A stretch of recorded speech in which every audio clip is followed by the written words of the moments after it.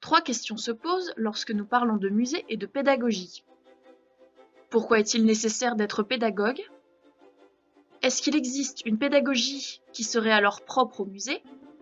En quoi le musée se doit de développer celle-ci pour toucher les publics? Et enfin, la troisième question est celle de la réception et de l'appropriation par les publics des expositions. Oui, bon, le tout ce n'est pas de faire un cours sur ce qu'est un musée, mais il semblerait utile pour commencer de donner la définition de l'ICOM. L'ICOM, c'est le Conseil international des musées. Le musée, donc, c'est une institution permanente au service de la société et de son développement.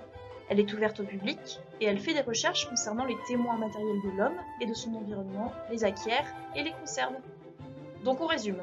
Le but du musée, c'est de conserver et protéger un site, une collection, des œuvres, et enfin rechercher et acquérir. Mais bon, le musée, c'est d'abord un lieu où il se passe quelque chose. Ce quelque chose, c'est la rencontre entre trois pôles. Un public et son identité, une structure culturelle, et des objets matériels ou immatériels, des territoires, des idées.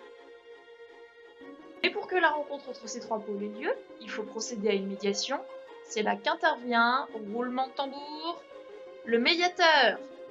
La médiation, elle peut être de deux sortes. Interpersonnelle, elle provoque alors un changement entre les personnes, par exemple l'émetteur du discours, donc l'exposition, et le récepteur qui équivaut au public. Ou intrapersonnelle, c'est-à-dire qui change notre propre personne. La médiation, permettant au sujet de changer par l'apprentissage, elle fait appel nécessairement à la pédagogie. Parce que le sujet, j'entends par là le visiteur, représente à lui seul tout un ensemble de représentations et d'expériences qu'il a acquises au cours de ses visites antérieures. La rencontre entre le visiteur et la médiation produit un changement dans l'apprentissage.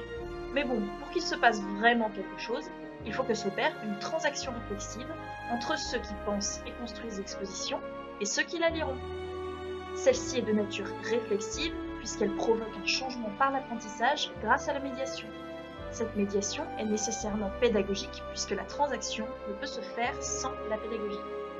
Mais si la pédagogie repose sur la façon de passer les apprentissages, est-ce qu'elle est alors propre à l'espace muséal ?